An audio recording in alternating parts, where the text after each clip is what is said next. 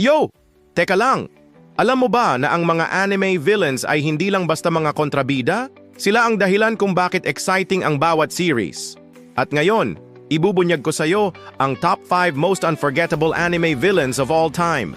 Number 5 sa ating listahan, si Frieza mula sa Dragon Ball. Isipin mo, kaya niyang i-blow up ang isang buong planeta just like that. Grabe, di ba? Sa number 4, nandito ang charismatic na vampire na si Dio Brando, yung Rai. Niya pa lang, iconic na.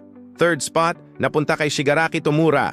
Ang quirk niyang decay, literal na kayang durugin ang kahit ano at kahit sino. Second place, walang iba kundi si Sosuke Aizen, master ng mind games at illusions. Kahit kailan hindi mo alam kung ano ba talaga ang plano niya. At sa number 1, drum roll please, si Madara Uchiha. Alam niyo ba na mag-isa niyang nilabanan ang buong Shinobi Alliance? Grabe ang lakas. Agree ba kayo sa list na ito?